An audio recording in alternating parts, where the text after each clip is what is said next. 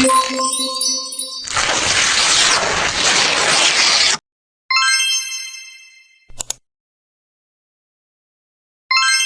itu Manipol Usdek? Usdek sendiri adalah singkatan dari Undang-Undang Dasar 45, Sosialisme Indonesia, Demokrasi Terpimpin, Ekonomi Terpimpin, dan Kepribadian Indonesia.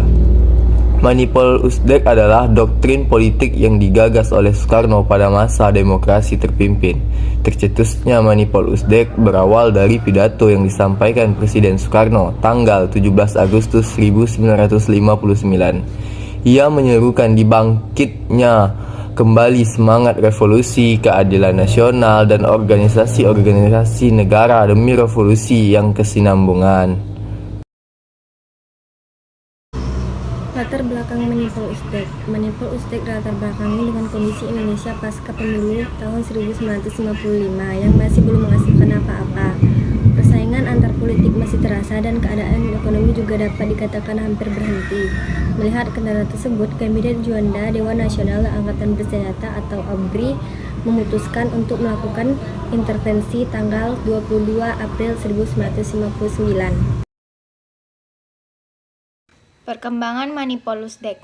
Gagasan Manipol Usdek dalam perkembangannya menjadi ideologi resmi sekaligus haluan negara. Hingga 1961 hanya ada 10 partai politik yang diakui dan dianggap memenuhi persyaratan oleh pemerintah. Partai yang diakui pemerintah antara lain PKI, Partai Murba, Partai Katolik, PSI, PNI, NU, PKI, dan Partindo. Hubungan Presiden Soekarno dengan DPR hasil pemilu 1955 dalam perkembangannya makin tidak harmonis. Akibatnya, pecah konflik antara Presiden Soekarno dan DPR. Perkembangan Manipol Usdek. Pada 1 Mei 1963, MPRS menetapkan Presiden Soekarno sebagai Presiden seumur hidup. Presiden Soekarno juga memperkenalkan ajaran nasionalis, agama, dan komunis atau NASKOM. NASKOM merupakan cerminan paham berbagai golongan dalam masyarakat. PKI memanfaatkan ajaran nasionalis, agama, dan komunis atau NASKOM yang dicetuskan Presiden Soekarno. DN Aidit sebagai ketua PKI berusaha menyebarkan cuplikan-cuplikan pidato Presiden Soekarno sehingga seolah-olah sejalan dengan gagasan dan cita-cita politik PKI. Memasuki tahun 1964, serangan terhadap PKI makin meluas. Beberapa surat kabar yang berseberangan dengan PKI memberikan penemuan dokumen rahasia PKI yang berisi rencana perebutan kekuasaan. Peristiwa tersebut berkembang menjadi isu politik besar pada tahun 1964.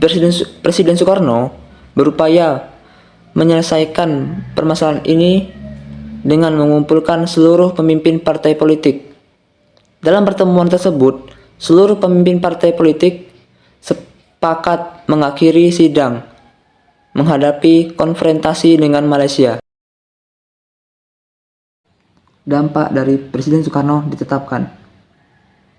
Rakyat Indonesia memiliki trauma kepada kepemimpinan absolut kepala negara di Orde Lama dan Orde Baru. Presiden Soekarno pernah menetapkan dirinya sebagai presiden seumur hidup. Adanya penetapan presiden seumur hidup menyebabkan kepemimpinan presiden menjadi otoriter dalam memerintah. Karena biasanya presiden yang otoriter akan memikirkan dirinya sendiri dan pendukungnya, bukan masyarakat secara menyeluruh. Dampak dari NASKOM bagi Indonesia adalah terjadinya pemberontakan di beberapa daerah Indonesia dan semakin renggangnya hubungan antara Indonesia dengan negara-negara bagian barat. Kedudukan PKI yang seolah-olah berada di garis depan demokrasi terpimpin menyebabkan konflik antara TNI dan PKI. Kecondongan antara Indonesia dengan negara-negara bagian barat, terjadinya tindakan sepihak yang dilakukan oleh PKI. Munculnya kemelut di dalam tubuh TNI Angkatan Darat dan semakin kuatnya hubungan antara Indonesia dengan negara-negara komunis dan kurangnya dukungan partai kepemimpinan kepada Presiden Soekarno. Dampak timbulnya konflik Presiden Soekarno dan DPR. Konflik terbuka antara DPR dan Presiden akhirnya terjadi ketika DPR menolak rencana anggaran belanja negara tahun 1960 yang diajukan oleh pemerintah. Penolakan tersebut membawa dampak pembubaran DPR oleh Presiden Soekarno pada tanggal 5 Maret 1960. Ia kemudian mendirikan DPR Gotong Royong atau DPR GR. Pada anggota DPR GR ditunjuk presiden tidak berdasarkan perimbangan kekuatan partai politik, namun lebih berdasarkan perimbangan 5 golongan, yaitu nasionalis, Islam, komunis, Kristen Katolik, dan golongan fungsional.